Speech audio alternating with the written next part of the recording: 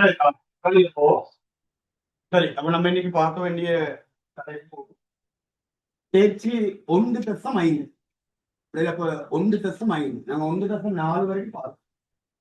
1.4ல மிக முக்கியமான சில விடயங்கள் பார்த்தோம். வளங்களின் அருமை, அடுத்து வளங்களின் மாற்று பயன்பாடு, அடுத்தது தெளிவு, அடுத்து அமைய செலவு. அதுகளுக்குள்ள தொடர்பு தெரிந்த நாளுக்குள்ள தொடர்பு வளம் அருமையாகவும் அந்த அருமையான வளத்துக்கு மாற்று பயன்பாடும் காணப்பட்டா தெரிவினை எதிர்கொள்ள வேண்டி வரும். அந்த தெரிவின் போது அதிசிறந்த ஒரு தெரிவினை மேற்கொள்வதற்காக இன்னொரு சிறந்த தெரிவு வெற்றி பெற்றோம். அப்ப அங்க என்ன தோணும்? அமைச்சோம். என்ன சொல்லுங்க தொடர்பு? வளங்கள் அருமையாகவும் மாற்று பயன்பாடு கொண்டிருந்தால் தெரிவினை எதிர்கொள்ள வேண்டும். தெரிவின் போது அதிசிறந்த ஒரு தெரிவினை மேற்கொள்வதற்காக இன்னொரு சிறந்த தெரிவு நாம விட்டுக் கொடுப்போம். அப்ப அங்க என்ன தோன்றும்? அமைப்பு. இப்போ அதனுடைய தொடர்ச்சியாக நாங்க தேர்ச்சி 1.5 தேர்ச்சி 1.5 பிள்ளைகள் அடிப்படை பொருளாதார பிரச்சனைகள், அடிப்படை பொருளாதார பிரச்சனை, அடிப்படை பொருளாதார பிரச்சனை சம்பந்தமா நாங்க பேசக்கூடாது. இப்போ அடிப்படை பொருளாதார பிரச்சனை, பேசிக் எக்கனாமிக் ப்ராப்ளம்ஸ். இப்ப நாங்க ஏற்கனவே ஒரு தலைப்பு படிச்சு முன்ன பொருளியலின் மைய பிரச்சனை, பொருளியலின் மூல பிரச்சனை. எது பொருளியல் மைய பிரச்சனை? வளரும். பொருளியல் மைய பிரச்சனை எப்பா? வளரும். பொருளியல் மைய பிரச்சனை வளருமை. நாங்க இப்ப பேச போறது அடிப்படை பொருளாதார பேசிக் எக்கனாமிக்ஸ் ப்ராப்ளம்ஸ். இப்போ இந்த அடிப்படை பொருளாதார பிரச்சனைகள் என்று சொல்றது, அடிப்படை பொருளாதார பிரச்சனைகள் என்று சொல்றது, அடிப்படை பொருளாதார பிரச்சனைகள் சொல்றது பார்த்துக்கொள்வோம். எல்லையற்ற மனித விருப்பங்களை, எல்லையற்ற மனித விருப்பங்களை நிறைவு செய்வதற்காக, எல்லையற்ற மனித விருப்பங்களை நிறைவு செய்வதற்காக நாங்க ஏற்கனவே பேசியிருக்கோம். தேவைகளை நிறைவு செய்யறது பிரச்சனையா, விருப்பத்தை நிறைவு செய்யறது பிரச்சனை. இப்ப நான் சொல்றோம், நல்லா கவனிக்கல. இப்ப ஏ எடுக்கிறது தேவையா விருப்பமா? விருப்பம். எஸ் எடுப்பது என்பது தேவை. இப்ப எது பிரச்சனை? சிலருக்கு ரெண்டும் பிரச்சனை. ஒண்ணு செய்யல, ஒண்ணு செய்யல. நாம் மக்களே சிலர் இருக்காங்க தாண்டா, வறுமையான மக்கள் கேள்விப்பட்டிருக்கலாம். இப்போ இலங்கையின் சனத்தொகையில 114% ஆட்கள் வறுமை, 114% ஆட்கள் வறுமையில் இருக்கா. அவன என்ன அர்த்தம்? தேவையை கூட நிறைவு செய்ய முடியாத மக்கள் நம்ம நாட்டுல இருக்காங்க. பிச்சை எடுக்கிறவங்க வச்சு பாருங்க.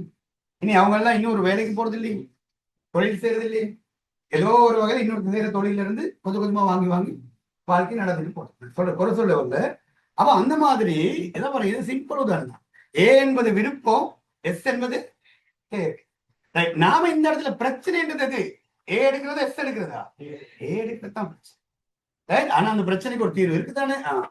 அவை பாருங்க, எல்லையற்ற மனித விருப்பங்களை நிறைவு செய்வதற்காக, எல்லையற்ற மனித விருப்பங்களை நிறைவு செய்வதற்காக வரையறுத்து தரப்பட்டுள்ள மாற்று பயனுடைய அருமையான வளங்களை, மாற்று பயனுடைய அருமையான வளங்கள் மாறின்னு சொல்லிக்கலாம்.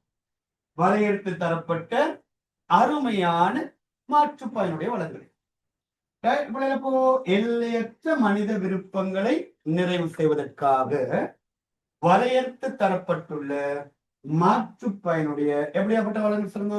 அருமையான வளங்களை பல்வேறுபட்ட நோக்கங்களுக்கு இடையே பகிர்வு செய்ய முற்படும் போது அப்படி பல்வேறுபட்ட நோக்கங்களுக்கிடையே அந்த வளங்களை பகிர்வு செய்ய முற்படும் போது தோன்றும் தோன்றும் தெரிவு பிரச்சனைகள் தோன்றுகிற தெரிவு பிரச்சனைகளுக்குள்ள அந்த தெரிவு பிரச்சனைகளை தான் நாம சொல்லுவோம் அடிப்படை பொருளாதார பிரச்சனை எனப்படும். அடிப்படை பொருளாதார பிரச்சனைக்கான வரவேற்று பாருங்க. எல்லையற்ற மனித விருப்பங்களை நிறைவு செய்வதற்காக வரையறுத்து தரப்பட்டுள்ள மாற்று பயனுடைய அருமையான வளங்களை பல்வேறுபட்ட நோக்கங்களுக்கிடையே பகிர்வு செய்ய முற்படும் போது தோன்றுகிற தெரிவு பிரச்சனைகளை தான் என்ன சொல்லுவோம் அடிப்படை பொருளாதார பிரச்சனை. நான் வரைவிலக்கத்தை இன்னைக்கு பாடம் கேட்டுருவோமா வேணாமா? என்னடா பாடமாக்கும் இன்னைக்கு பாடம் வைப்போம். சிம்பிள் வரைவிலக்கணம் தானே. எங்க சொல்லுங்க, என்னோட சொல்லுங்க.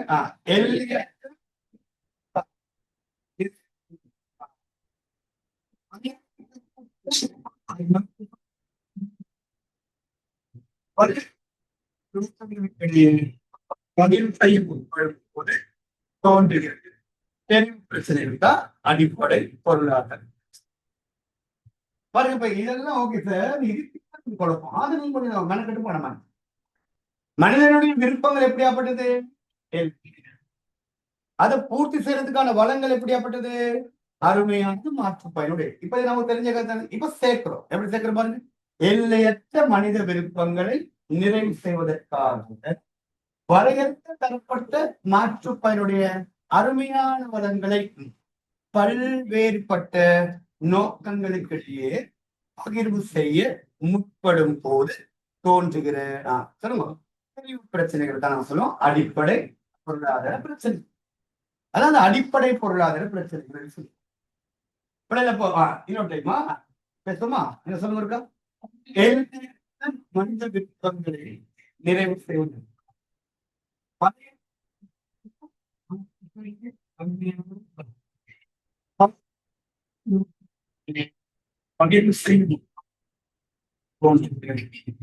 பிரச்சனைகளை பேசுறோம் அடிப்படை பிரச்சனை. அவருக்கு அண்ணன் மரங்களை சொல்லுங்க.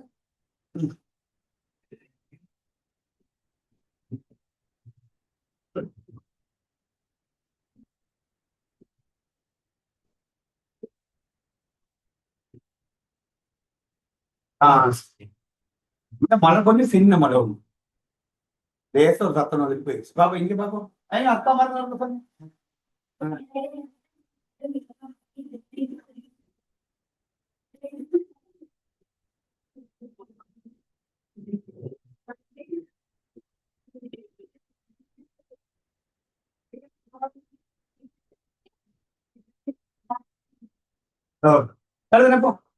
அப்ப அடிப்படை பொருளாதார பிரச்சனை என்றால் என்ன? அப்ப அடிப்படை பொருளாதார பிரச்சனை என்று சொல்றது தெரிவு பிரச்சனை. தெரிவு இப்போ எல்லையற்ற பாருங்க, வார்த்தைகள் பாருங்க, பரீட்சைகள்ல எல்லையற்ற வேற வார்த்தை கொடுப்பாங்க. வரையறையற்ற அல்லது அளவற்ற என்ன சொல்லுவாங்க, அளவற்ற மனித விருப்பங்களை நிறைவு செய்வதற்காக பூர்த்தி செய்வதற்காக வரையறுத்து தரப்பட்ட மாற்று பயனுடைய அருமையான வளங்களை பல்வேறுபட்ட நோக்கங்களுக்கிடையே பகிர்வு செய்ய முற்படும் போது. இப்போ உண்மையிலே எனக்கு இந்த பிரச்சனைகள் அடிக்கடி வரும். இப்ப உண்மையில பாருங்க, இப்ப விடுமுறை கிடைச்சிருச்சு, ஒரு 30 நாட்கள் என்ன இருக்கு விடுமுறை கிடைச்சிருச்சு. அப்ப இந்த 30 நாட்கள் விடுமுறை என்பது உண்மையிலே அருமை இல்லையா? அருமை பொறுத்தமில்ல. இப்ப இந்த 30 நாட்கள் விடுமுறையில நான் யோசிக்கிறது என்ன பண்றது, ஒண்ணு உங்களுக்கு படிப்பிக்கிறது, அப்படித்தானே, ஒண்ணு படிப்பிக்கிறது. இப்ப இனி வைஃப் இருக்காங்க, இனி அவங்களை என்ன செய்யணும், கூட்டு போகணுமா, இல்ல பிரச்சனை அதையும் பண்ணிக்கணும். அதெல்லாம் சரி வராதீங்க, சரி அதையும் பண்ணுங்க. அப்புறம் ஃபெமிலி இருக்கு, ஃபெமிலியே பார்க்கணும். சரி இப்ப ஏதாச்சும் காணி இருக்கு, இப்ப இனி அதெல்லாம் துப்புரவு பண்ணி கொஞ்சம் அது சம்பந்தமா நீ அதையும் கொஞ்சம் பார்த்துக்கணுமே, அதையும் பண்ணி ரைட். அப்புறம் நானும் இப்போ ஜிம்முக்கெல்லாம் போயிட்டு கொஞ்சம் அதெல்லாம் ஆசைப்பட்டு அதையும் பண்ணிக்கிறேன். இப்ப இவ்வளவு பிரச்சனைகள் இருக்கு, இதுதான் தெரியும். பல்வேறுபட்ட நோக்கங்களுக்கிடையே பகிர்வு செய்ய முற்படும் போது தோன்றுகிற என்ன பிரச்சனைகள் சொல்லுவோம், தெரிவு பிரச்சனைகளை தான் நாம் சொல்லுவோம் அடிப்படை பிரச்சனை. அதன்படி பாத்தீங்கன்னா இந்த அடிப்படை பொருளாதார பிரச்சனைகள் என்னென்ன அடிப்படை பொருளாதார பிரச்சனைகள் காணிச்சுக்கொள்ள முடியும். அப்ப அடிப்படை பொருளாதார பிரச்சனைகள் ஆவன. அப்ப என்னென்ன அடிப்படை பொருளாதார பிரச்சனைகள் இருக்கு? அப்ப அடிப்படை பொருளாதார பிரச்சனைகள் 3 விதமான அடிப்படை பொருளாதார பிரச்சனைகள் இருக்கு. 3 அடிப்படை பொருளாதார பிரச்சனைகள் இருக்கு. கவனிப்போம். அதுல முதலாவது பிரச்சனை, எதனை எந்தளவில் உற்பத்தி செய்தல். எதனை எந்தளவில் உற்பத்தி செய்தல் முதலாவது பிரச்சனை. எதனை எந்தளவில் உற்பத்தி செய்தல். எதை உற்பத்தி செய்யணும், எந்த அளவுக்கு உற்பத்தி செய்யணும். இதுக்கு நாம இன்னொரு பேர் சொல்லும் பிள்ளைகள் வள ஒதுக்கீட்டு பிரச்சனை. வள ஒதுக்கீட்டு பிரச்சனை அல்லது வள பகிர்வு பிரச்சனை. அந்த 2வது பிரச்சனை பிள்ளைகள் எவ்வாறு உற்பத்தி செய்தல். இதை நம்ம சொல்லுவோம் உற்பத்தி பிரச்சனை. அது 3வது அடிப்படை பிரச்சனை பிள்ளைகள் யாருக்காக உற்பத்தி செய்தல். இதை நம்ம சொல்லுவோம் உற்பத்தி பங்கீட்டு பிரச்சனை. அவ அடிப்படை பொருளாதார பிரச்சனைகள் எத்தனை சொல்லுங்க? 3. சொல்ல 3 பிரச்சனைகளும் எதனை எந்தளவை உற்பத்தி செய்தல், எவ்வாறு உற்பத்தி செய்தல், யாருக்காக உற்பத்தி செய்தல். அதுல எதனை எந்த அளவில் உற்பத்தி செய்தல் என்பது வள ஒதுக்கீட்டு பிரச்சனை. எவ்வாறு உற்பத்தி செய்தல் என்பது உற்பத்தி பிரச்சனை. யாருக்காக உற்பத்தி செய்தல் என்பது பிள்ளைகள் உற்பத்தி பங்கீட்டு பிரச்சனை. உங்களுக்கு அந்த பிரச்சனை இருக்குமே, எதை படிக்கணும், எந்த அளவு படிக்கணும். அடுத்த பிரச்சனை எவ்வாறு படிக்கணும். அடுத்த பிரச்சனை யாருக்காக படிக்கணும். அதுதான் மாற பிரச்சனை. யாருக்காக படிக்கணும், உங்களுக்காக படிக்கணும். அடுத்து இந்த அடிப்படை பொருளாதார பிரச்சனைகள் இருந்தா கட்டாயம் ஒரு பிரச்சனை இருக்குன்னா அந்த பிரச்சனைக்கு காரணம் இருக்குமா இருக்காதா? இருக்கும். பிரச்சனைக்கு என்ன இருக்கும்? கட்டாயம் காரணம் இருக்கும். இனி அடுத்தது அதுக்கு ஒரு சொல்யூஷன் இருக்குமா இருக்காதா? தீர்வு. நாங்க முதல்ல பார்ப்போம் இந்த பிரச்சனைகள்னா என்ன, அந்த பிரச்சனைக்குரிய காரணம் என்ன, பிறகு நாங்க அதுக்கான தீர்வு பத்தி பேசுவோம். அடுத்த தலைப்பு இந்த அடிப்படை பொருளாதார பிரச்சனைகள் தோற்றமடைவதற்கான காரணங்கள் என்ன. அப்ப என்ன காரணம்? அடிப்படை பொருளாதார பிரச்சனைகள் தோன்றுவதற்குரிய காரணங்கள் என்ன ரீசன், என்ன காரணங்களால அடிப்படை பொருளாதார பிரச்சனைகள் வரும், ஏன் இந்த பிரச்சனைகள் வருது. காரணங்கள் எல்லாமே உங்களுடைய வரவிலக்கணத்துல இருக்கு. புதுசா நான் ஒண்ணு சொல்ல போறது இல்லை. எல்லா காரணமும் இங்க இருக்கு. தெரியுமா? முதலாவது காரணம் இருக்கு எல்லையற்ற மனித விருப்பம். முதலாவது காரணம்.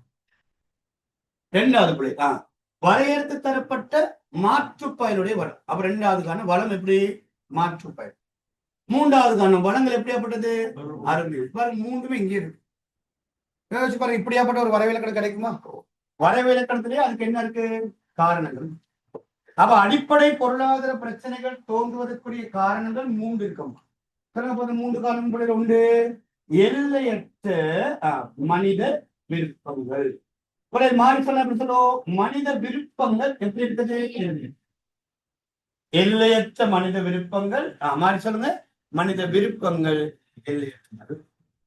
2வது பிள்ளை காரணம் வளங்கள் அருமையாக இருக்கு. வளங்கள் எப்படி இருக்கு? அருமையாக. அப்படி இல்லைன்னா வளங்கள் அருமைத்தன்மை கொண்டிருக்க வளங்கள் வரையறுக்கப்பட்டதாக இருக்கு. 3வது காரணம் சொல்லுங்க பிள்ளைகள், வளங்களுக்கு என்ன காணப்படல்? மாற்று பயன்பாடு. வளங்கள் மாற்று பயன்பாடு உடையதாக இருக்கு. பாருங்க, அப்ப இந்த 3 காரணங்களுமே இந்த வரைவிலக்கணத்தில் இருக்கா இல்லையா சொல்லுங்க. அடிப்படை பொருளாதார பிரச்சனைகள் தோன்றுவதற்குரிய 3 காரணங்கள். 3 காரணங்கள் உண்டு. மனித விருப்பங்கள் எல்லையற்றதாக இருத்தல், வளங்கள் அருமையாக இருத்தல், வளங்கள் மாற்று பயன்பாடு காண்போம். ஓகே, இப்ப இது 3மே இந்த விஷயம் எல்லாமே இப்போதே நீங்க ஓரளவுக்கு பாடமாக்கி எடுத்துக்கலாம். ஒரு அரைவாசி சரி ஒரு 50 வீதம் உங்களுக்கு ஞாபகம்.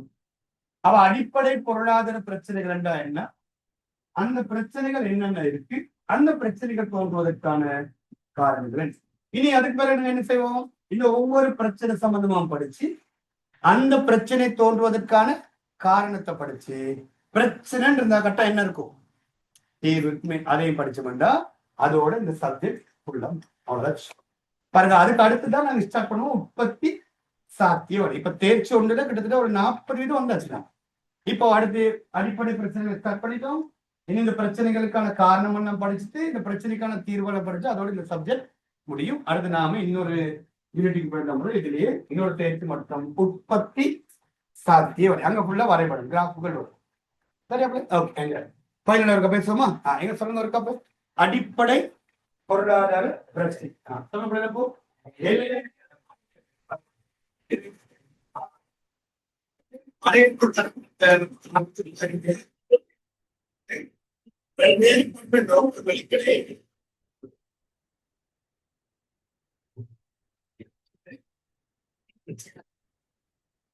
அப்படியாப்பட்ட அடிப்படை பொருளாதார பிரச்சனைகள் எத்தனை இருக்கு?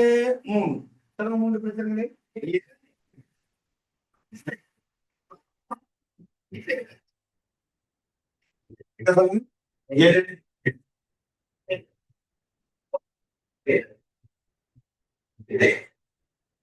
அடுத்து இந்த அடிப்படை பொருளாதார பிரச்சனைகள் தோற்றமடைய காரணங்களும் 3. சொல்லுங்க.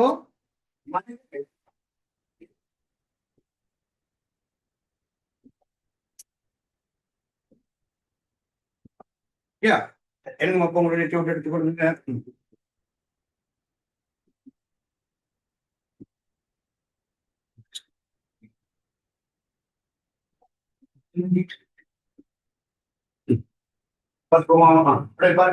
அடிப்படை பொருளாதார பிரச்சனைகள் அல்லது தெரிவு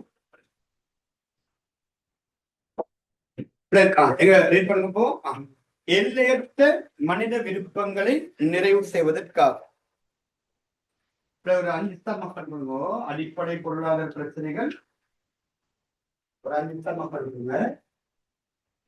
எல்லையற்ற மனித விருப்பங்களை நிறைவு செய்து கொள்வதற்காக வரையறுக்கப்பட்டுள்ள மாற்றுப்பயனுடைய அருமையான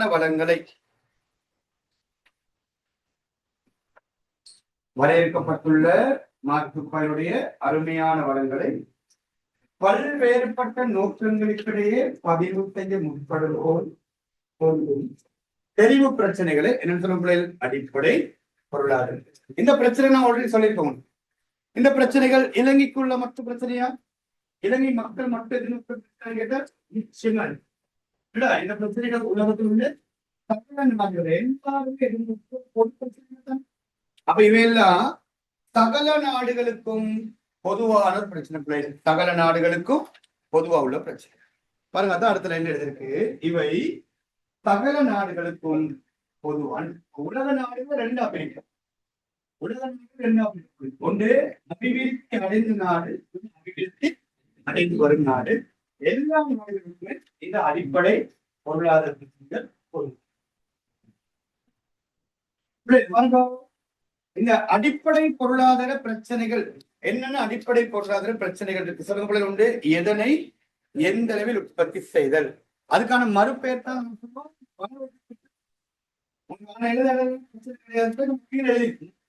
ஒவ்வொரு பிரச்சனையும் தனித்தனியா படிக்க. 2வது பிரச்சனை எவ்வாறு உற்பத்தி செய்தல், அதுபோல யாருக்காக உற்பத்தி செய்தல், யாருக்காக உற்பத்தி செய்தல். அதுக்கு பக்கத்துல ஒரு தலைப்பு பாருங்க, அடிப்படை பொருளாதார பிரச்சனைகள் போன்ற காரணம். அடிப்படை பொருளாதார பிரச்சனைகள் போன்ற காரணம்.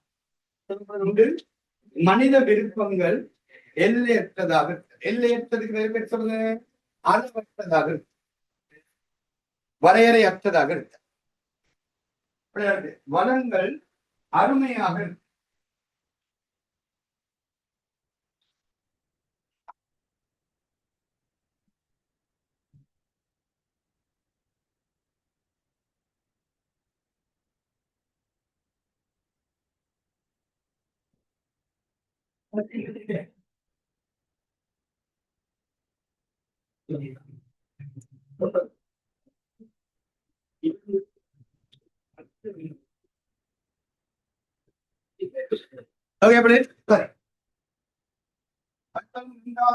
வளங்கள் பயன்பாட்டை கொண்டிருத்தல். வளங்கள் மாற்று பயன்பாட்டை கொண்டிருத்தல்.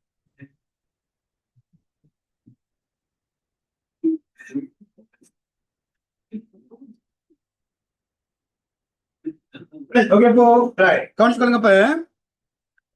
இப்ப மூன்று அடிப்படை பொருளாதார பிரச்சனைகள் இருக்கு.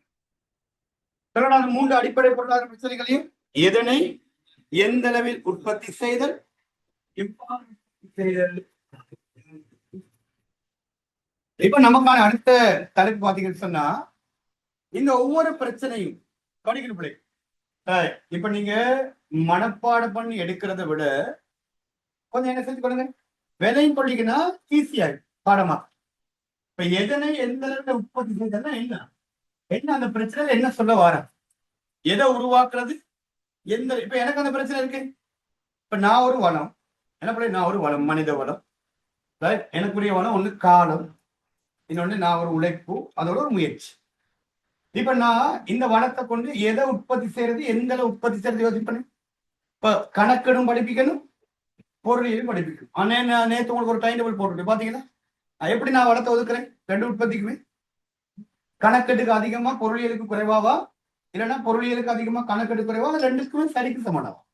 ரெண்டுக்குமே சரிக்கு சமனா வளர்த்து. ஏன்னா ரெண்டு பாடத்துக்கு ரிசல்ட்ஸ் வேணுமே. அக்கௌண்ட்ஸ்க்கு வந்து எக்கனாமிக்ஸ் விளையாட்டு பரவாயில்லையா? அப்படி ரெண்டு பாடத்துக்கு ரிசல்ட் எழுதாரு. அப்ப நான் வளத்தை எப்படி ஒதுக்கியிருக்க பாருங்க, ரெண்டுத்துக்குமே சரிக்கு சமனா அந்த வளத்தை ஒதுக்கிருக்கு. அதான் என்னுடைய பிரச்சனை, வள ஒதுக்கீட்டு பிரச்சனை. எந்த உற்பத்திக்கு வளத்தை ஒதுக்குறது, எந்த அளவுக்கு வளத்தை ஒதுக்குறது. முதலாவது பிரச்சனை, எதனை எந்த அளவில் உற்பத்தி செய்தல். இப்போ எதனை எந்த அளவில் உற்பத்தி செய்தல், எதனை எந்த அளவில் உற்பத்தி செய்தல் என்பது, இப்ப நாங்க எடுத்துக்கிறோம் ஒரு விவசாயி. ஒரு விவசாயி எடுத்துக்கிட்டீங்கன்னா பிள்ளைகள், நான் 2-3 உதாரணங்கள் சொல்றேன். அது ஒரு விவசாயி, ஒரு விவசாயி கிட்ட ஒரு நிலம் இருக்குன்னு வச்சுக்கோங்க. ஒரு 20 பேர்ச், ஒரு 20 பேர்ச்ல அவட்ட காணி இருக்கு. இப்ப இந்த காணில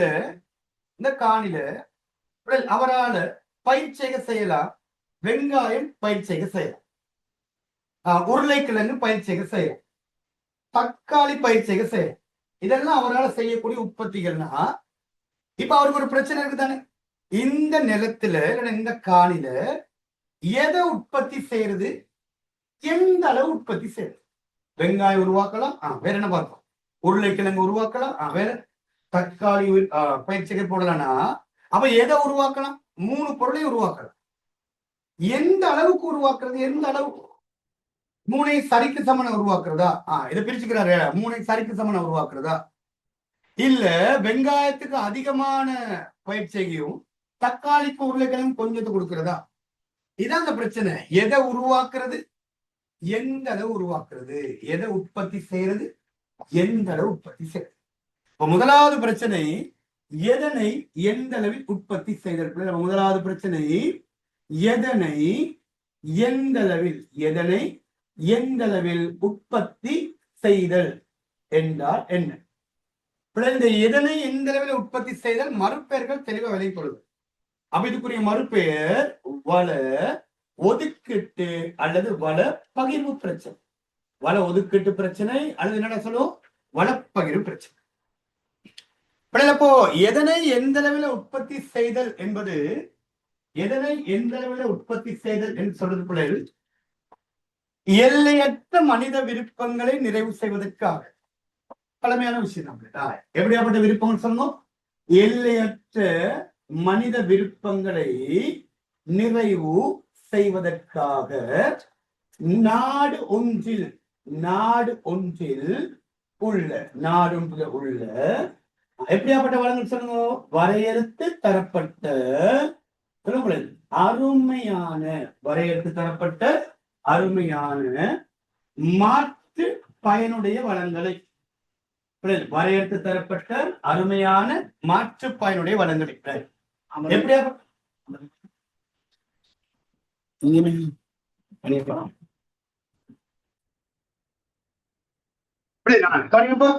எல்லையற்ற மனித விருப்பங்களை நிறைவு செய்வதற்காக நாடு ஒன்றில உள்ள வரையறுத்து தரப்பட்ட அருமையான மாற்று பயனுடைய வளங்களை நீங்க மாற்றி சொல்லிக்கலாம். நீங்க எப்படி மாற்றி சொல்லுங்க, வரையறுத்து தரப்பட்ட மாற்று பயனுடைய எப்படியாப்பட்ட வளங்கள், அருமையான.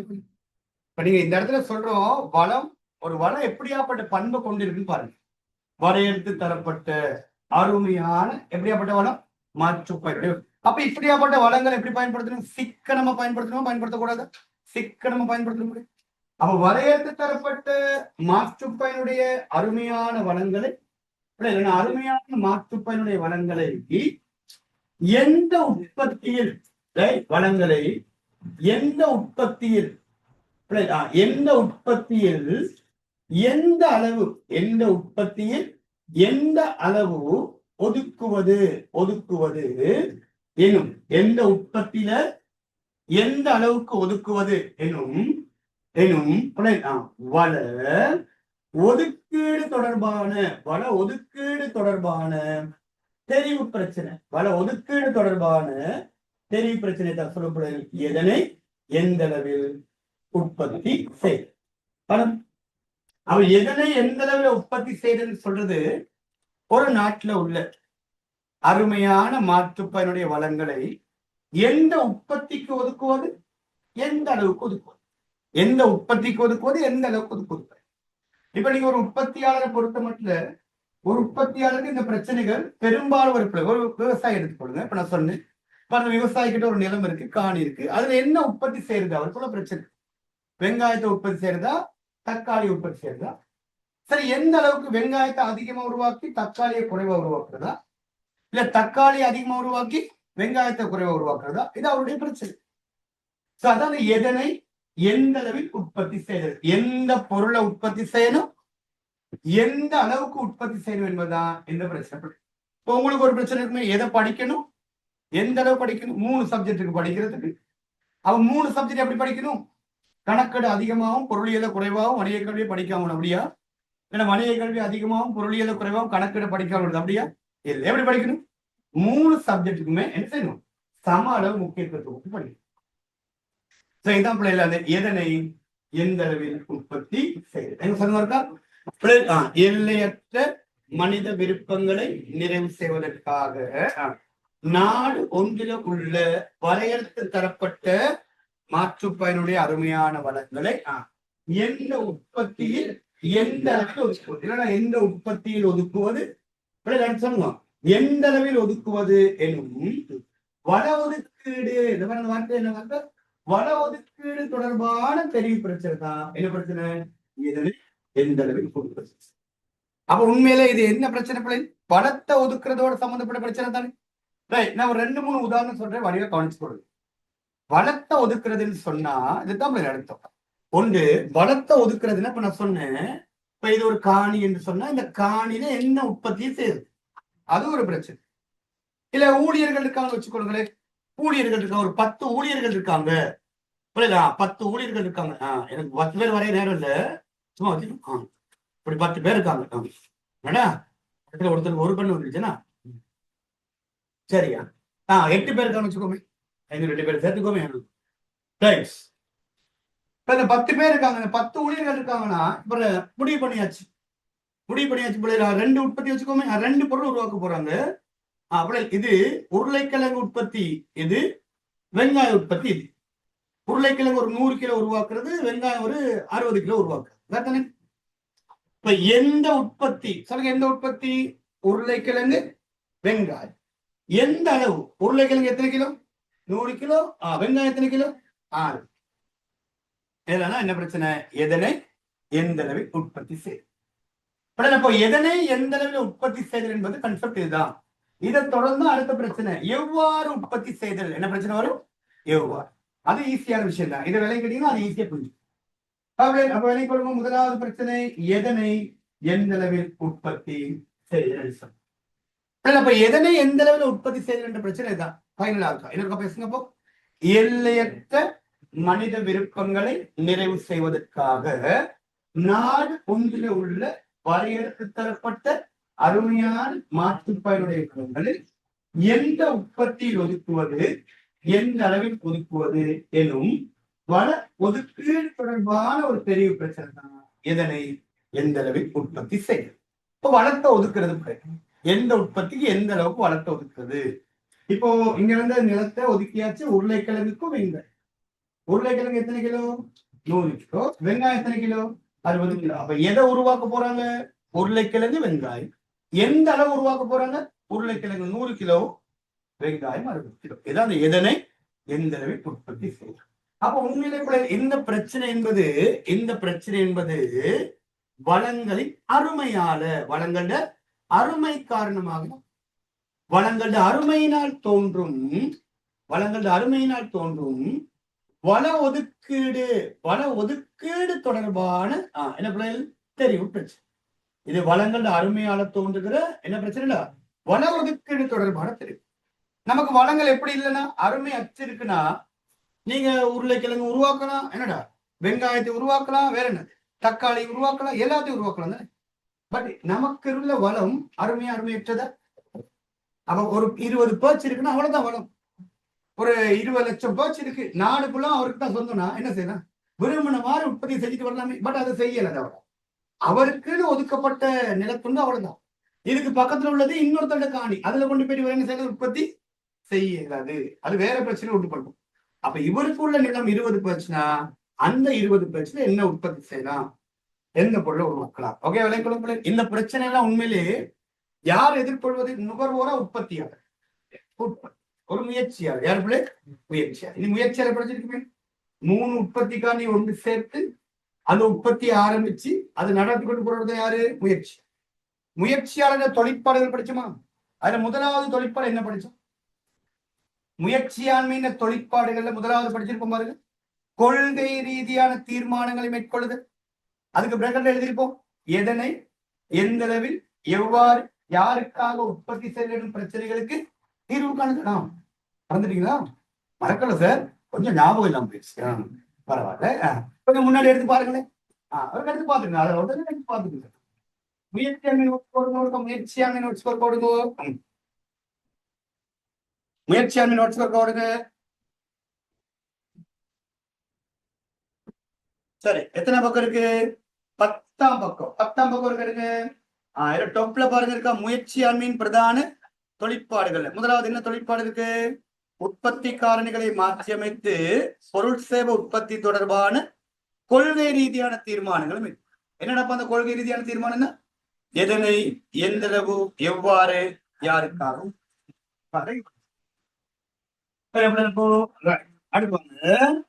இந்த எதனை எந்த அளவில் உற்பத்தி செய்தல், எதனை எந்த அளவில் உற்பத்தி செய்தல் இந்த பிரச்சனைக்குரிய காரணம் என்ன? இந்த பிரச்சனை தோன்றுவதற்கான காரணங்கள் புதிய காரணங்கள் அல்ல. எதனை எந்த அளவில் உற்பத்தி செய்தல் எனும் பிரச்சனை தோன்ற காரணங்கள் நாங்க ஏற்கனவே படிச்ச 3 காரணங்கள் தான். அடிப்படை பொருளாதார பிரச்சனைக்கு 3 காரணம் படிச்சோமா? அதே 3 காரணம் தான். Copy paste. என்னது? Copy paste. சொல்லுங்க அந்த 3 காரணம். அடிப்படை பொருளாதார பிரச்சனைக்கு 3 காரணம் சொல்லுங்க. மனித விருப்பங்கள் எல்லையற்றதாக இருத்தல், வளங்கள் அருமையாக இருத்தல், வளங்களுக்கு. அதே 3 காரணம் தான் எதுக்கும் எதனை எந்த அளவில் உற்பத்தி செய்யும். சொல்லுங்க, மனித விருப்பங்கள் எப்படி எல்லை இருக்குது. அடுத்து வளங்கள் எப்படியாப்பட்டது? அருமையானது. அடுத்து வளங்களுக்கு என்ன காணப்படல்? மாற்று பயன்பாடு காணும். ஓகே, அப்படி கத்துட்டோம். அவை எதனை எந்த அளவில் உற்பத்தி செய்தல் என்றால் என்ன, அந்த பிரச்சனைக்கான காரணம். ஓகே, பாருங்க. இப்ப முதலாவது பிரச்சனை, எதனை எந்த அளவில் உற்பத்தி செய்தல். அவை எதனை எந்த அளவில் உற்பத்தி செய்தல் என்றால் என்ன, அந்த பிரச்சனைக்கான காரணங்கள். எதனை எந்த அளவில் உற்பத்தி செய்தல். தலைப்புகளை ஹைலைட் பண்ணிருங்க. 2 கலர் ஹைலைட்டர் யூஸ் பண்ணுங்க. அவர் தலைப்பு ஒரு கலர்ல மாற்றி கொடுங்க. முக்கியமான விஷயம்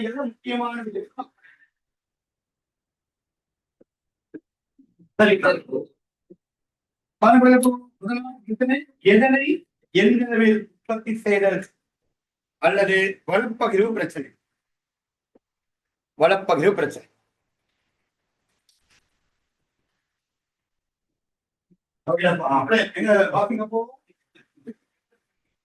எல்லையற்ற மனித விருப்பங்களை நிறைவு செய்வதற்காக நாடு ஒன்றில் உள்ள வரையறுக்கப்பட்ட அருமையான வளங்களை எந்த உற்பத்தியில் எந்த அளவில் ஒதுக்குவது, எந்த உற்பத்தியில் எந்த அளவில் ஒதுக்குவது எனும் வன ஒதுக்கீட்டு பிரச்சனையே எதனை எந்த அளவில் உற்பத்தி செய்தல் சொல்லுங்க. அப்போ எல்லையற்ற மனித விருப்பங்களை நிறைவேற்றுவதற்காக ஒரு நாட்டில் காணப்படுகிற அருமையான மாற்றுப்பயனுடைய வளங்களை எந்த உற்பத்தியில ஒதுக்குவது, எந்த அளவில் ஒதுக்குவது, எந்த உற்பத்தியில ஒதுக்குவது, எந்த அளவில் ஒதுக்குவது, எந்த உற்பத்தியில வளர்த்து ஒதுக்குவது, எந்த அளவில் வளர்த்து ஒதுக்குவது. நான் இன்னொரு உதாரணம் சொல்றேன். இப்போ ஒரு நபர் இருக்கார், கொஞ்சம் ஓரளவுக்கு ஒரு செல்வந்தர் வச்சு கொடுங்க, கொஞ்சம் அவருக்கு காசுக்காரா. இப்போ அவரு முடிவு பண்றாரு ஒரு ஒரு இன்டோர் ஸ்டேடியம் உருவாக்கும். என்ன உருவாக்குறது? இன்டோர். இன்னைக்கு ஃபேமஸா இருக்குது என்ன, அவுட்டோர் தானே என்ன இருக்கு, இன்டோர். இப்ப அவர் முடிவு பண்றாரு, ரைட். இப்ப அவர்கிட்ட உதாரணம் ஒரு 30 பர்ச்ல ஒரு கட்டிடம் இருக்கு. இப்ப அவர் முடிவு பண்ண இதுல என்ன, கிரிக்கெட் ஸ்டேடியம், இன்டோர் கிரிக்கெட்.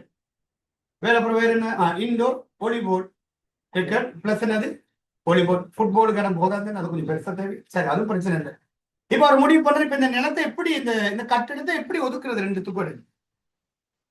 அப்போ கிரிக்கெட் அப்ப முடிவு பண்றாரு இந்த அளவுக்கு, இந்த அளவுக்கு என்னதுக்கு, கிரிக்கெட்டுக்கும் இந்த அளவுக்கு என்ன சொல்லுங்க, வாலிபால்.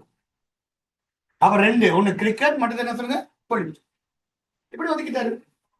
அதான் பிரச்சனை. இப்ப இந்த இடத்தை எப்படி ஒதுக்கலாம், ரெண்டு ரெண்டு விளையாட்டுகளுக்கு, அந்த ரெண்டு ஸ்டேடியத்துக்கு என்ன, ஒண்ணு கிரிக்கெட்டுக்கும் மற்றது என்னதுக்கு, வாலிபாலுக்கும். அப்ப இந்த அளவு பரப்பு, இப்ப 30 பர்ச்னா அதுல ஒரு 18 பர்ச் என்னதுக்கு, கிரிக்கெட் ஸ்டேடியத்துக்கும், ஒரு 12 பர்ச் என்னதுக்குடா, வாலிபாலுக்கும் சொல்லி அந்த இடத்த ஒதுக்கும். இப்ப இங்க பாருங்க, இந்த வகுப்பு எப்படி ஒதுக்கி இருக்கும், அந்த அளவு பரப்பு என்னதுக்கு, அக்கௌண்ட்ஸ்க்கும் எக்கனாமிக்ஸ்க்கும். அந்த அடுத்த வகுப்பு என்னதுக்கு, இப்படி வளர்த்து ஒதுக்குறோம். முழு வளர்த்தும் அக்கௌண்ட்ஸ் ஒதுக்கிட்டா அப்ப அவர் இங்க படிப்பாரு, குழப்பம். முழு வளர்த்து பிஎஸ் ஒதுக்கிட்டா அப்ப நான் இங்க படிக்கிறது. அப்ப வளர்த்தை எப்படி பிரிச்சு கொடுக்குறோம் என்பதுதான் என்ன பிரச்சனை, எதனை எந்த அளவில் உற்பத்தி செய்யும், எந்த உற்பத்திக்கு வளர்த்து ஒதுக்குறது, எந்த அளவு ஒதுக்கு பாருங்க. எனவே எனவே இது அருமை காரணமாக தோன்றும் வளங்களில் அருமை காரணமாக தோன்றும் வள ஒதுக்கீடு தொடர்பான தெரிய பிரச்சனையாகும்.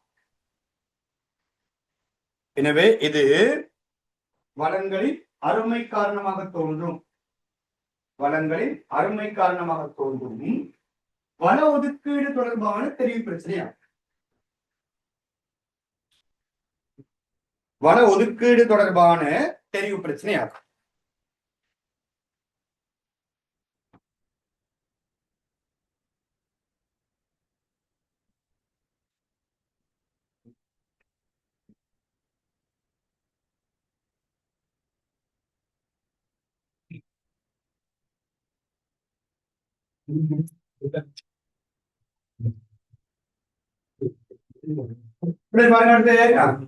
எதனை எந்த அளவில் உற்பத்தி செய்தல் என்னும் பிரச்சனை போன்ற காரணம். 3 காரணங்களுக்கு பிரச்சனை.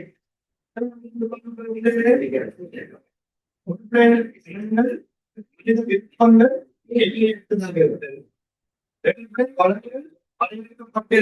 அறிவியல் கருத்துகள் குணங்களுக்கு காணப்படுதல்.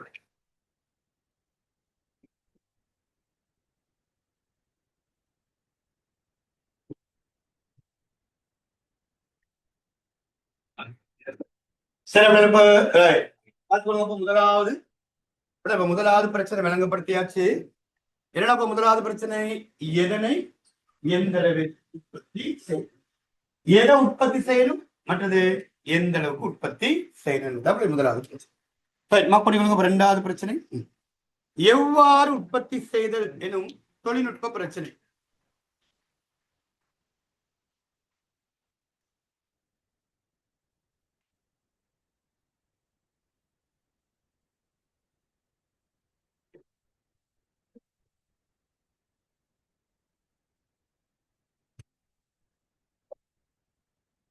எவ்வாறு உற்பத்தி செய்தல் எனும் தொழில்நுட்ப பிரச்சனை.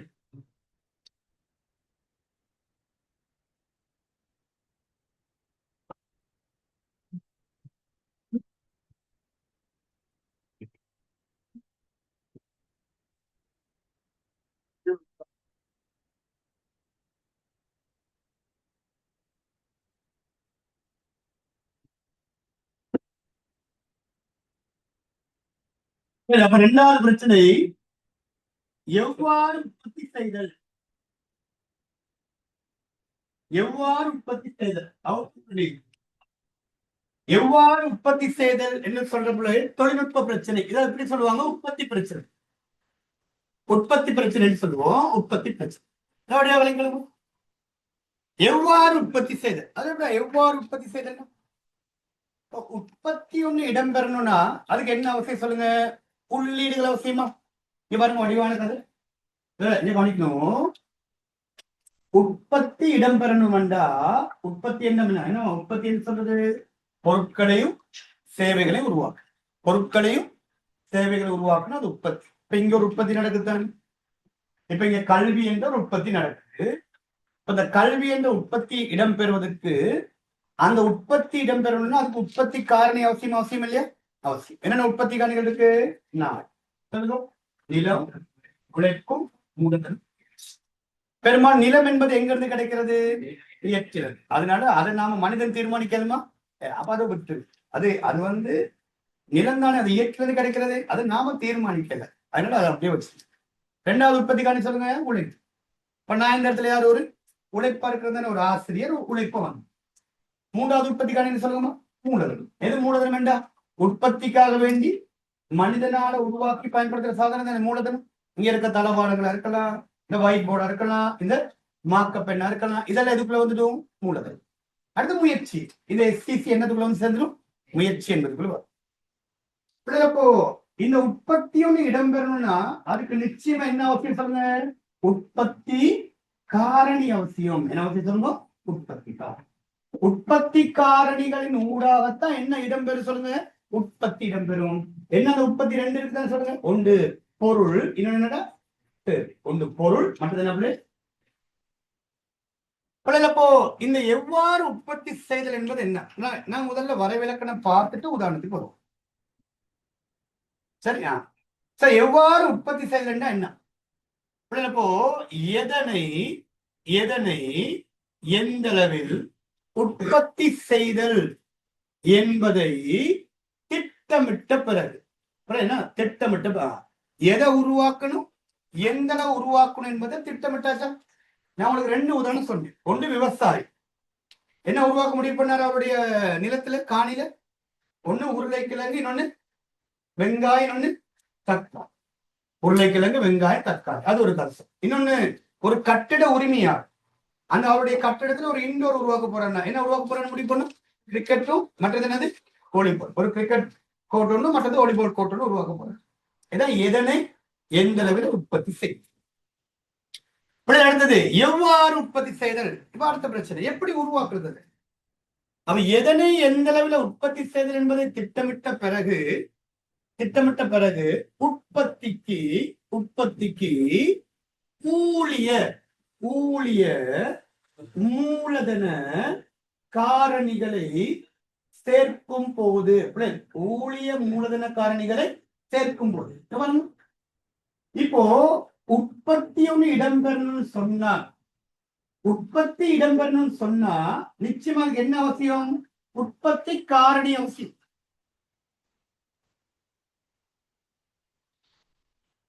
உற்பத்தி இடம்பெறணும்னு சொன்ன அதுக்கு என்ன அவசியம்?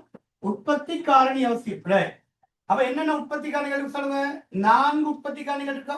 நிலம், உழைப்பு, மூலதனம். விலையும் கொடுங்க. விலைங்க எடுத்துக்கிட்டீங்கன்னா ஒரு ஐடியா வந்துச்சுன்னா நீங்க படிச்ச வார்த்தைகள் சேர்த்து எழுதிடுங்க. ஐடியாவே வரலன்னா ஒண்ணு எழுதுறதுக்கு இல்லை. இங்கெல்லாம் போய் பொய்யா எழுதிட்டு வர. நான் சொல்லு ஏதாச்சும் எழுதுங்க. சரி, பொய் எழுதிடணுமா? ஏதாச்சும் எழுதுங்க, பொய் எழுதிட்டு வருது. சரி, இப்ப எதனை எந்த அளவில் உற்பத்தி செய்தல் விளங்கிருச்சுன்னா இப்ப அடுத்த ஐடியா என்ன? ஐடியா எவ்வாறு உற்பத்தி செய்யணும், அது அடுத்த பிரச்சனை. எப்படி உருவாக்குறது இது? இப்ப நான் எதை படிப்பிக்கணும், எந்த அளவு படிக்கணும்னு முடிவு பண்ணனா? கணக்கெடும் படிப்பிக்கணும், பொருளியலும் படிப்பிக்கணும். சரி, எந்த அளவு படிப்பிக்கணும்? சரி, எவ்வாறு படிப்பிக்கணும்? அது அடுத்த விஷயம். நான் இதை எப்படி இந்த கிளாஸ் செய்யலாம்? ஒன்று, நீங்க எல்லாம் வீட்டுல இருங்க, நானும் என் வீட்டுல இருக்கேன். என்ன செய்வோம்? ஒன்லைன்ல படிப்பிக்கலாமா?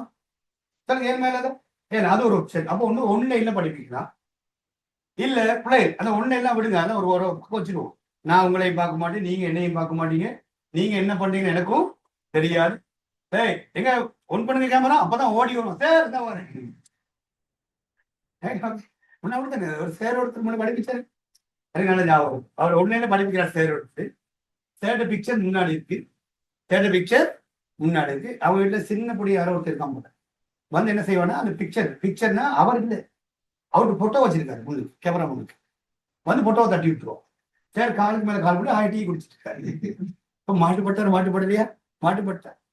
சரி பிள்ளைகளோட அப்படி சொல்லி அவர் பாடு ஒரு வேலை. அந்த மாதிரி நீங்களும் அப்படித்தானே இல்லையா? சரி, போன தங்கச்சிட்ட கொடுத்துட்டு நீங்க போயிருங்க விளையாடுறதுக்கு. எதை கேள்வி கேட்ட மட்டும் பதில் கொடுங்க. அப்போ ஒன்று நான் உங்களுக்கு ஒன்லைன்ல படிப்பிக்கிறோம், இல்லைன்னா இப்படி நேரடியா பிசிக்கல் கிளாஸ் படிப்பிக்கிறேன். இது ரெண்டு மெத்தட். இங்க பிசிக்கல் கிளாஸ்ல நான் படிப்பிக்கிறேன், இல்லைன்னா இன்னொரு மெத்தட் இருக்கு. ஒண்ணு இந்த ஃபுல்லா என்ன சார், ஒரு ஸ்மார்ட் போர்டை முன்னுக்கு அடிச்சாச்சு, நான் பாடுவான உட்கார்ந்து இருந்துட்டு ஃபுல்லா அதுல எல்லாம் தேவையான விஷயம் போட்டாச்சு, ரெக்கார்டிங் பண்ணி. அப்ப நீங்க ஏகப்பட்ட ஆப்ஷன் இருக்கு நான் உங்களுக்கு படிப்பிக்கிறது.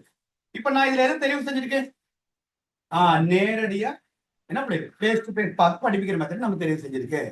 ஏன்னா மற்ற முறைகளை விட இந்த முறையில என்ன இருக்கு, கொஞ்சம் சிறப்பு கூட இருக்கா இல்லையா? இப்படி இருக்கும் போது 2-3 பேர் கதைச்சிட்டு கிடப்பாங்க. இல்ல உனக்கு தனியா விட்டா கதைச்சிட்டு மட்டும் தான் கிடப்பீங்க. அவன் கதைக்கல, அவன் பக்கத்துல ஒருத்தங்க அவன் நல்ல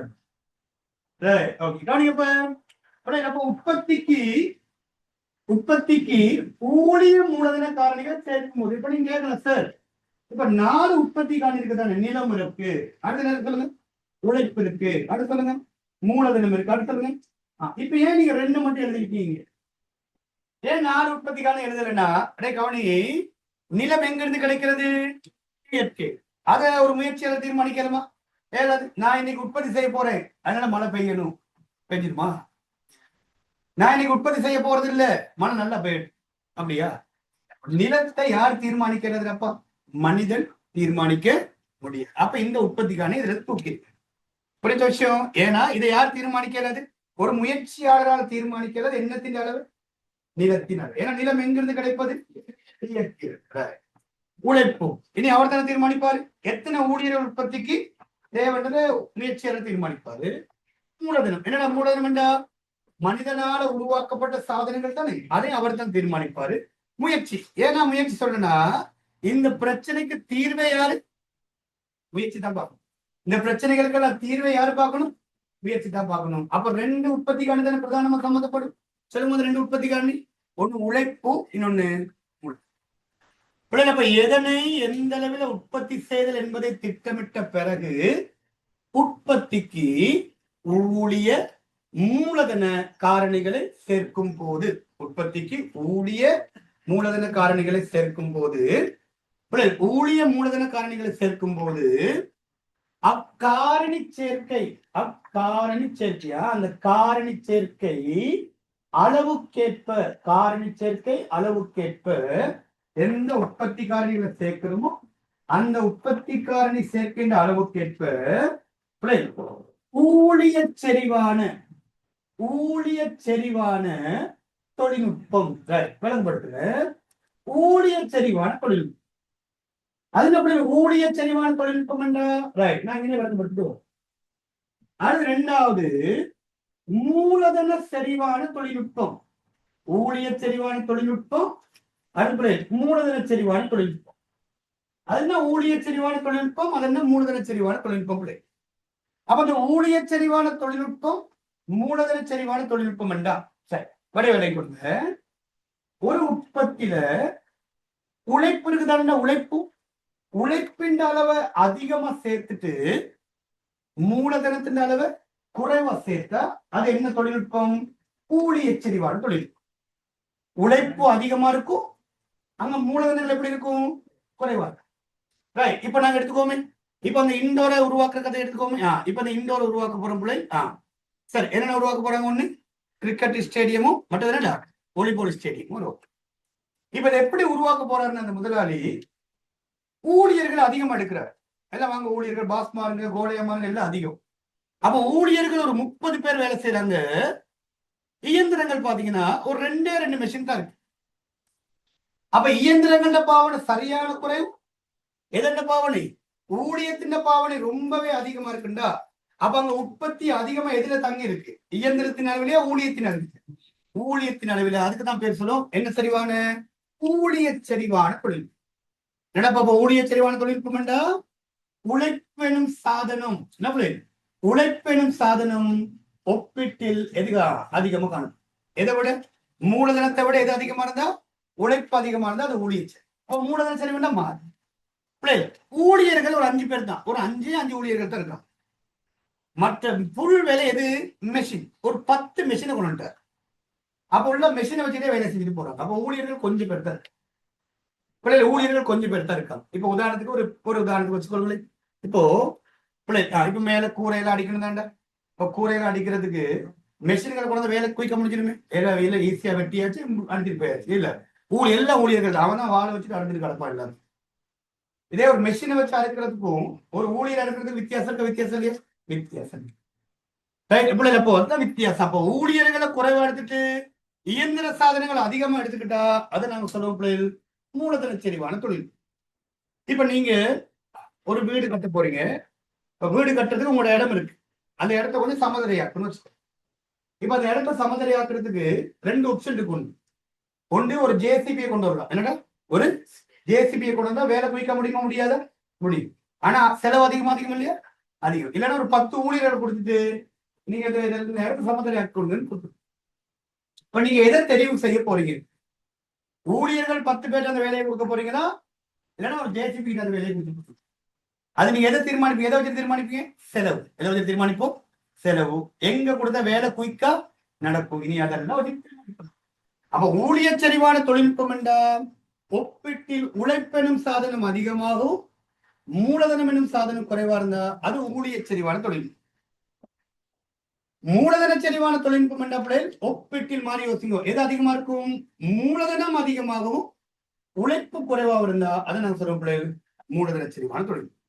இப்ப முடிக்க போற வரவில்லை இப்ப முடிக்க போறோம். எதனை எந்த அளவில் உற்பத்தி செய்தல் என்பதை திட்டமிட்ட பிறகு உற்பத்திக்கு ஊழிய மூலதன காரணிகளை சேர்க்கும் போது அக்காரணி சேர்க்கை அளவுக்கேற்ப ஊழிய செறிவான தொழில்நுட்பம் மூலதன செறிவான தொழில்நுட்பம் என மாற்று முறைகள் காணப்பட என மாற்று முறைகள் காணும். 2 முறைகள் உள்ள போது உற்பத்திக்கு தொழில்நுட்ப முறையினை உற்பத்திக்கு எந்த தொழில்நுட்ப முறையினை தெரிவு செய்வது எனும் தொழில்நுட்பம் தொடர்பான தெரிவு பிரச்சனை. தொழில்நுட்பம் தொடர்பான தெரிவு பிரச்சனை தான் நாம் சொல்லும் பிள்ளைகள். என்னடா பிரச்சனை? எவ்வாறு உற்பத்தி செய்வது. இந்த வரவிலக்கம் கொஞ்சம் பெருசா அப்படித்தானே? கொஞ்சம் டைம் எடுத்து வடிவ பாடமாக்கி எடுத்து விஷயம் என்னன்னா எதனை எந்த அளவில் உற்பத்தி செய்வது திட்டமிட்ட பிறகு அடுத்த பிரச்சனை எவ்வாறு உற்பத்தி செய்யறது சொன்ன. இப்ப உற்பத்தியை நாம எப்படி செய்யறது? உற்பத்தி காரணியில வச்சு கூட தான் உற்பத்தி செய்யுது. உற்பத்தி காரணியில உருவாக்குறது. அது நிலம் எங்கிறது கிடைக்கும்? இயற்கை. அது உழைப்பு மூலதனம். முயற்சி தீர்மானிப்பாரு. அப்ப அந்த உழைப்பை மூலதனத்தை வச்சுட்டு எப்படி உருவாக்கு? உழைப்பை அதிகமா எடுத்து மூலதனத்தை குறைவா எடுக்கிறதா இல்ல மூலதனத்தை அதிகமா எடுத்து உழைப்ப குறைவா எடுக்கிறதா? அதுக்கு ஏற்பது ரெண்டையுமே சரிக்கு சமனம் எடுக்கிறதா? அது பொறுத்து தருங்க. ரெண்டுமே சரிக்கு சமனம் எடுக்கிறதா? அப்ப நீங்க ஊழிய செறிவான தொழில்நுட்பம் என்றா உழைப்ப அதிகமா எடுத்து மூலதனத்தை குறைவா எடுத்தீங்கன்னா அது என்ன தொழில்நுட்பம்? ஊழிய செறிவான தொழில்நுட்பம். மாறாக ஒப்பீட்டில் மூலதனம் அதிகமாகவும் உழைப்பு குறைவாக இருந்தா அது என்ன தொழில்நுட்பம்? மூலதன செறிவான தொழில்நுட்பம். இப்ப நான் இங்க உங்களுக்கு படிப்புகிறது ஊழிய செறிவா மூலதன செறிவா? ஊழிய செறிவு. முழு நேரம் நானே தானே பேசிட்டு இருக்கேன். இதே நான் உங்ககிட்ட மூலதன செறிவா மாத்தலதான். இங்க முன்னாடி ஒரு என்னத்தை கொண்டு போட்டாச்சு? ஸ்மால் போட்டாச்சு. அப்ப இஸ்மானு போட்டாச்சு பிள்ளை அங்க பிள்ளை நீ அது பாட்டுக்கு பேச ஆரம்பிச்சுன்னா நான் படிப்பிச்சதை ரெக்கார்ட் பண்ணி போட்டு விட்டுன்னு வச்சுக்கொள்ளு. அப்ப அங்க பிள்ளை இப்ப நான் இங்க ஆன்லைன் கிளாஸ் படிப்பிச்சு இப்ப அதை நம்ம யூடியூப்ல நீங்க பார்த்து படிக்கிறீங்கன்னா அது ஊழிய சரிவா மூலதன சரிவா மூலதன சரி அங்கக்குள்ள மெஷின் போனுக்கான டேட்டா இது அதெல்லாம் மூலதன இருக்கு. அப்ப 2 ஆப்ஷன் இருக்கு நமக்கு படிப்பிக்கிறது இல்லையா? அதுல எது நம்ம கூட தெரிவு செஞ்சுக்கோம் ஊழியர் சரிவு. ஏன்னா இந்த கல்வி என்ற உற்பத்திக்கு எது மிக பொருத்தமானதா இருக்கும்? நம்ம நாட்டை பொறுத்த மட்டும் எது ஊழியர். மூலதன சரிவுக்கு போக முடியாம இல்லையா? நீங்களும் வீட்டுல இருங்க, நானும் வீட்டுல இருக்கேன், ஒன்னையில படிச்சுக்கலாம் அப்படின்னா சில ஊர்கள்ல என்ன இருக்காது, கவரேஜ் இருக்காது. அப்படிதான் நிறைய சிக்கல் இருக்கு. இப்ப நம்ம நாட்டுல மூலதன சரிவான கல்வியை பயன்படுத்துறது சிக்கல். ஓகே, திருப்பி இருக்கா பையன் முடிக்குவாங்க. எவ்வாறு உற்பத்தி செய்தல் சொன்னா எதனை எந்த அளவில் உற்பத்தி செய்தல் என்பதை திட்டமிட்ட பிறகு உற்பத்திக்கு ஊழிய மூலதன காரணி சேர்க்கை, ஊழிய மூலதன காரணிகளை சேர்க்கும் போது அக்காரணி சேர்க்கை அளவுக்கேற்ப ஊழிய செறிவான தொழில்நுட்பம் மூலதன செறிவான தொழில்நுட்பம் என மாற்று முறைகள் காணப்பட உற்பத்திக்கு தொழில்நுட்பத்தை தெரிவு செய்வது எனும் தொழில்நுட்பம் தொடர்பான தெரிவு பிரச்சனை தான். என்ன பிரச்சனை? எவ்வாறு இலகுவா சொன்னா இதான் கதை.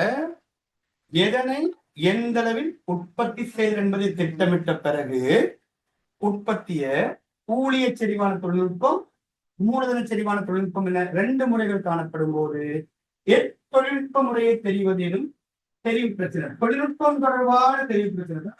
என்ன பிரச்சனை சொல்லுவோம்? எவ்வாறு உற்பத்தி செய்யுது, எப்படி உற்பத்தி செய்யுது, அதான் அந்த பிரச்சனை. ஊழியத்தை அதிகமா எடுத்து மூலதனத்தை குறைவா எடுக்கிறதா, இல்ல மூலதனத்தை அதிகமா எடுத்து ஊழியத்தை குறைவா எடுக்கிறதா, இல்லைன்னா ரெண்டுமே சரிக்கு சமனா எடுக்கிறதா, அதான் அந்த பிரச்சனை. அதான் என்ன பிரச்சனை சொல்லுங்க? எவ்வாறு உற்பத்தி செய்தல் என்ற பிரச்சனை. எவ்வாறு உற்பத்தி செய்தல் பிரச்சனை அது ஒரு தொழில்நுட்ப பிரச்சனையை சொல்லுவோம், அடுத்து உற்பத்தி பிரச்சனை சொல்லுவோம். அவள் எவ்வாறு உற்பத்தி செய்தல் எனும் பிரச்சனைக்குரிய காரணங்கள் என்ன? அப்ப அதுக்கும் காரணங்கள் இருக்குல்ல. ஒவ்வொரு பிரச்சனைக்கு என்ன இருக்கு சொல்லுங்க? காரணம். பிரச்சனைக்கு கட்டாயம் என்ன இருக்கு சொல்லுங்க? பிரச்சனைன்னு ஒன்று தான் என்ன இருக்கணும்? காரணம். அடுத்து என்ன இருக்கணும்? தீர்வு. தீர்வு நம்ம பிற்பாடு படிப்போம். அப்ப முதலாவது காரணம் சொல்றோம். முதலாவது காரணத்துல வளங்கள் அருமையாகவும் மாற்று பயன்பாடு உடையதாக இருக்கு. 2 சேர்த்து எழுதிக்குவீங்க. ஒண்ணு வளங்கள் எப்படி இருக்கிறது? அருமையாவும், வளங்கள் என்னவா காணப்படுதல்? மாற்று பயன்பாடு. 2வது காரணிகளை உற்பத்தி காரணிகளை ஒன்றிணைக்கக்கூடிய மாற்று முறைகள் காணப்படும். அடுத்த கிளாஸ்ல கேட்பேன். அடுத்த கிளாஸ் கேட்பேன். எவ்வாறு உற்பத்தி செய்யணும் பிரச்சனைக்கு காரணங்கள் கேட்டா பதில் சொல்லணும் பேசுவேன். ஏன்னா நீங்க பேசிக்கிறீங்க. அப்ப காரணிகளை ஒன்றிணைக்கக்கூடிய என்ன காணப்படும்? மாற்று முறைகள் காணப்படும். என்னடா அந்த மாற்று முறைகள்? ஒண்ணு ஊழிய செறிவான தொழில்நுட்பம், என்னன்னு மூலதன செறிவான தொழில்நுட்பம். சரி, இப்ப உதாரணத்துக்கு ஒரு ஊருக்குள்ள பாலம் கட்ட போறாங்க. என்னது? பாலம் கட்ட போறாங்க. ரைட். அப்ப அந்த ஊருக்குள்ள மெஷின்களோ வாகனங்களோ வாரத்துக்கு என்ன இல்லை, வழியே இல்லைன்னா ஏன்னா இப்பதானே பாலம் கட்ட போறாங்க. சரிங்க, வழியே இல்லைன்னா ஆனா அந்த ஊர்ல நிறைய மக்கள் இருக்காங்க, நிறைய என்ன இருக்காங்க. இப்ப அந்த உற்பத்தி எப்படி செஞ்சாங்க? கூலியில வச்சுட்டு வேற வழியிலே சீமந்தில இருந்து எல்லாத்தையும் யாரும் தூக்கிட்டு வரணும்? லொரியை கூட கொண்டு வர. அப்ப நீயே நீயே முடிச்சிருக்க வேலை. அப்ப அங்க முழுவதும் உற்பத்தி நடக்கும் எதுல? ஊழியத்தை பயன். அதான் அந்த எந்த தொழில்நுட்பத்தை தெரிகிறது என்ற. அப்ப காரணிகளை ஒன்றிணைக்கக்கூடிய மாற்று முறைகள் காணப்படும். அடுத்து 3வது காரணிகளுக்கு இடையிலான காரணிகள்னா உற்பத்தி காரணிகள். காரணி என்ன சொல்லுங்க? உற்பத்தி காரணி. காரணிகளுக்கு இடையிலான ஒப்பீட்டு செலவுகள். காரணிகளுக்கு இடையிலான ஒப்பீட்டு செலவுகள் வேறுபடும். அதனால ஒப்பீட்டு செலவுகள் வேறுபடுங்க. இப்ப எந்த உற்பத்தி காரணி எடுத்தா செலவு குறைவா இருக்குன்னு பார்ப்போம் தானே. சில வேளை 2 உற்பத்தி காரணிக்கு ஒரே செலவா இருக்கலாம், வேற செலவா இருக்கு. அப்ப செலவு எங்க குறைவா இருக்கு? இப்ப நான் உதாரணத்துக்கு வச்சுக்கோ, இப்ப நான் அப்படி பிசிக்கல் கிளாஸ் செய்யறேன்னா எனக்கு எவ்வளவு செலவாகும்? இந்த இடத்துக்கு என்ன கட்டணும்? வாடகை கட்டணும். பிள்ளை வாடகை கட்டணும். வேற என்னது சொல்லுங்க? வேற என்னது? மின்சார கட்டணம் செலவு, அதெல்லாம் சரி. இதே நான் பிசிக்கல் கிளாஸ் செய்யாம என்ன கிளாஸ் செஞ்சேன்? ஆன்லைன் கிளாஸ் செஞ்சேன்னா ஒரு வீட்டுல இருந்து நம்ம போதுமே நம்ம வீட்டிலேயே நம்ம சின்ன ரூம்ல ஒரு ஒயிட் போர்டு மாட்டி நம்ம செய்யலாம். அப்படி செஞ்சா எனக்கு என்ன அங்க என்ன செலவாகும்? டேட்டா கோஸ்ட் கட்டாயம் வருமே, அதுக்கான செலவாகும். இனி அங்கேயும் கரண்ட் பில் வரணும் வராது வரும். அப்ப நான் கம்பேர் பண்ணும்போது எங்க செலவு குறைவா இருக்குன்னு நீங்க நிறைய இப்படி பார்ப்போம். எங்க செலவு குறைவா இருக்கு. ஒரு ஜேசிபியை வேலைக்கு எடுக்கிறீங்களா? ஜேசிபி எடுத்து அந்த வேலையை செய்யணுமா? 10,000 செலவாகுது போல. ஜேசிபி எடுத்து வேலை செஞ்சா ஒரு ஹவருக்கு 10,000 கேட்கறான். ஜேசிபிக்கார சொல்றான், ரைட், இந்த நான் இடத்த சமதரையாக்குறேன், எனக்கு ஒரு 5 ஹவர் தேவைன்றான். அப்ப ஒரு ஹவருக்கு எவ்வளவு படி? 10,000 படி, 5 ஹவருக்கு எவ்வளோடா? 50,000 செலவாகும். ஊழியர்களை கொடுக்குறீங்க, ஊழியர்கிட்ட கேட்கறீங்க, எப்படி ஆகும்? ஒரு 10 ஊழியர்கள் வேணும். ஒரு ஊழியருக்கு 2,000 சம்பளம். ஒரு ஊழியருக்கு எவ்வளவு சம்பளம் கொடுக்கணும்? 2,000 சம்பளம். அவங்க சொல்றாங்க ஒரு 5 நாள் தேவைன்னு சொல்றோம். அப்ப நீங்க கணக்கு பண்ணுவீங்களே, 2,000 சம்பளம், எத்தனை ஊழியர்கள்? 10 பேர். அப்போ 2,000 படி 10 பேருக்கு எவ்வளோடா? ஒரு நாளைக்கு எவ்வளவு செலவாகுது? 20,000 ரூபாய். எத்தனை நாள் கேட்கறான்? 5 நாள். அப்ப எவ்வளவு? 1,00,000 ரூபாய். அதுக்கு நீங்க என்ன செய்யலாம்? இப்படித்தானே பார்ப்போம். நம்ம செலவுகளை பார்ப்போம், கம்பேர் பண்றது இல்லையா? இப்ப நீ இதை எடுத்தா இனி உனக்கு பிளேனி கொடுக்கணும், டீ கொடுக்கணும்னா நீ அந்த செலவுகளை பார்க்கணும். அப்ப எந்த செலவு குறைவா இருக்கு? அதான் பாருங்க, காரணிகளுக்கு இடையிலான ஒப்பிட்டு செலவுகள் என்ன செய்த வேறுபடும். இப்ப ஜேசிபி எடுத்தாலும் ஒரே செலவு தான், ஊழியர்கள் எடுத்தாலும் ஒரே செலவுனா அப்ப நமக்கு அந்த பிரச்சனை வரப்போறது இல்ல. ஏதாவது ஒண்ணு எடுத்துருங்க. அப்ப 3 காரணம் இருக்கு எவ்வாறு உற்பத்தி செய்தது. சொல்லுங்க. ஒன்று, வளங்கள் அருமையாகவும் மாற்று பயன்பாடு உடையதாகவும் இருத்தல். 2வது, காரணிகளை ஒன்றிணைக்கக்கூடிய மாற்று முறைகள் காணப்படும். 3வது, காரணிகளுக்கு இடையிலான ஒப்பீட்டு செலவுகள் வேறுபடும். பாடமாக்குறது சரியான ஆமாவா இல்லையா? எனக்கு தெரியும். இப்ப நான் பாடமாக்கி இருக்கேன் அதெல்லாம் இல்லையாடா? வாதாட சொல்லிக்கிட்டு இருக்க இல்லையா? நீங்க நீங்க நிறைய வருஷம் படிப்பீங்க சார். பாடமா அப்ப நீங்க நிறைய வருஷம் படிக்க, நிறைய வருஷம் படிக்க, நிறைய வருஷம் படிக்கிறாரு, நிறைய தடவை படிங்க. பாடம் சிம்பிள் கான்செப்ட். ஒரு விஷயத்த ஒரு தடவை படிக்கிறதுக்கும் ஒரு விஷயத்த 10 தடவை படிக்கிறதுக்கும் வித்தியாசம். நீங்க 10 தடவை ஒரு விஷயத்த படிங்க, கட்டாயம் அது 9வது தடவை சரி உங்களுக்கு, இல்லைன்னா 10வது தடவை சரி கொஞ்சம் ஞாபகம் வரும். சரி, இன்னொரு 10 தடவை சேர்த்துக்கீங்க, அப்ப 20 தடவை. அப்பயும் பணமாக இன்னொரு 10 தடவை சேர்த்துங்க, எத்தனை தடவை? 30 தடவை இல்லையா? இன்னொரு 10 தடவை கோவத்துல நான் இன்னொரு 30 தடவை படிக்கும், 60 தடவை. இப்ப அது பாடமாக சரி, இவ்வளவுதான் நீங்க செய்ய வேண்டியது. திருப்பி திருப்பி ஒரு விஷயத்த 2-3 தடவை ஒரு 10-15 தடவை பாடமாக்குனீங்கன்னா அது இரவா பாடம். சொல்லுங்க. அப்போ 3 காரணங்கள் சொல்லுங்க. அவ எவ்வாறு உற்பத்தி செய்தல் என்ன பிரச்சனைக்குரிய 3 காரணங்கள் சொல்லுங்க. உண்டு, வளங்கள் அருமையாகவும் மாற்று பயனுடையதாக இருக்கும். 2வது, காரணிகள் ஒன்றிணைக்கக்கூடிய மாற்று முறைகள் காரணம். 3வது, காரணிகளுக்கு இடையிலான ஒப்பீட்டு செலவுகள் வேறுபடும். சரி, 2வது பிரச்சனை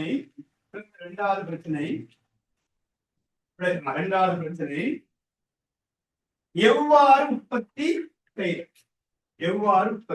செய்தல்.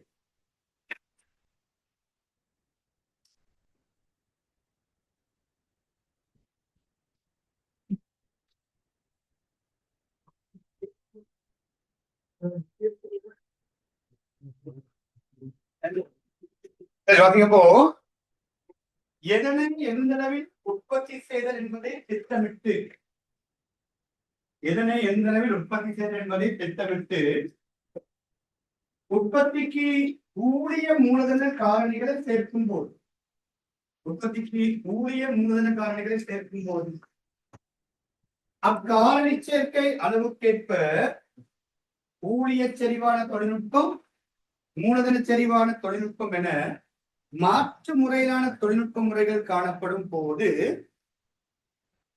உற்பத்திக்காக தொழில்நுட்ப முறையை தெரிவது எனும் தொழில்நுட்பம் தொடர்பான தெரிவு பிரச்சனை. உற்பத்திக்கு தொழில்நுட்ப முறையை தெரிவது எனும் தொழில்நுட்பம் தொடர்பான தெரிவு பிரச்சனையை எவ்வாறு உற்பத்தி செய்தல் என்பதாகும்.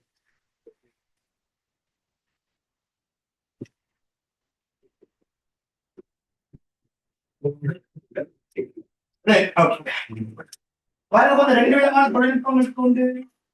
ஊழிய செறிவான தொழில்நுட்பம், மூலதன செறிவான தொழில்நுட்பம். என்னப்பா ஊழிய செறிவான தொழில்நுட்பம் என்று? இங்கு உழைப்பெனும் சாதனம் உட்பட்டு உயர்வாகும், மூலதனம் எனும் சாதனம் உட்பட்டு குறைவாகவும் இருப்பேன் அது ஊழிய செறிவான தொழில்நுட்பம். அப்ப உழைப்பு அதிகமாகவும் மூலதனம் குறைவாகவும் இருந்தால் அது ஊழிய செறிவான தொழில். மூலதன செறிவான தொழில்நுட்ப சொல்லுக்குள்ளே சாதனம் உட்பட்டில் உயர்வாகவும் உழைப்பு எனும் சாதனம் உட்பட்டில் குறைவாகவும் இருப்பேன் அது மூலதன செறிவான தொழில். ஐடியா வச்சுக்கோ. ஏன்னா ஊழிய செறிவான தொழில் உழைப்பு அங்க எப்படி இருக்கும்? அதிகமாக மூலதனம் எப்படி இருக்கும்? இயந்திர சாதனம் பாருங்க.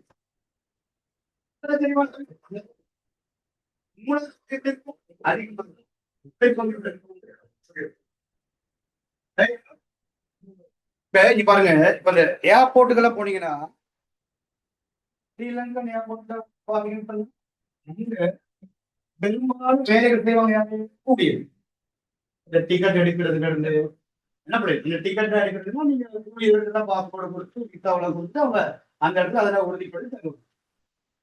இதே வெளிநாடுகள் மனுஷர்கள் அங்க உள்ள போய் பாத்தீங்கன்னா அங்க யாரும் கிடையாது. டிக்கெட்ல எடுக்கிறதுக்கு நீங்க போயிட்டு ஊழியர்களை சந்திக்கல. அங்க உள்ள இருக்கிறது உங்களுக்கு விமான பத்திரிக்கை எடுக்கிறதுக்கு உங்களுக்கு பாஸ்போர்ட் நம்பர் அதெல்லாம் நீங்க மெசேஜ் என்ன சரி என்டர் பண்ணினா டிக்கெட் வந்து. இப்ப ரெண்டுக்கு எவ்வளவு வித்தியாசம்.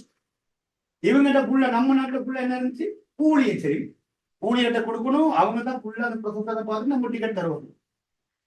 அதே பாத்தீங்கன்னா அந்த நாட்டு விமானம் அங்க போயிட்டு அந்த நாட்டு ஏர்போர்ட்ல பாத்தீங்கன்னா அதே வேலை தான். பட் ஃபுல் வேலை செஞ்சது பெஸ்ட். இதான் ரெண்டு வித்தியாசம். இங்க ஊழியர் தெரியும், அங்கே நடக்குது. அப்போ மூலதன தெளிவான தொழில்நுட்பம் என்றா மூலதனம் எனும் சாதனம் ஒப்பீட்டில் உயர்வாகவும் உழைப்பு எனும் சாதனம் ஒப்பீட்டில் குறைவாகவும் இருப்பேன் அது மூலதன தெளிவான தொழில்நுட்பம். அடுத்து எவ்வாறு உற்பத்தி செய்தல் பிரச்சனை தோன்ற காரணங்கள். பிரச்சனைக்கான காரணங்கள் உண்டு. வளங்கள் வரையறுக்கப்பட்டதாகவும் காரணிகளை ஒன்றிணைக்கக்கூடிய மாற்றங்கள்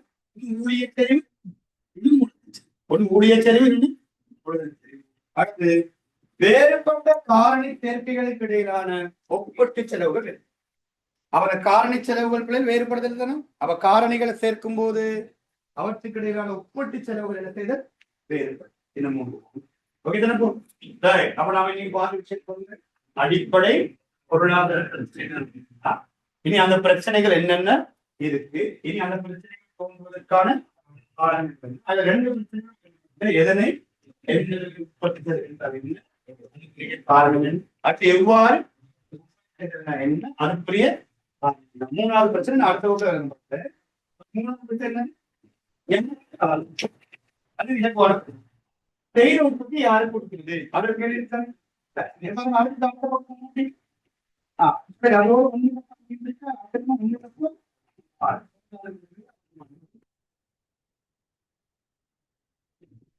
அதோட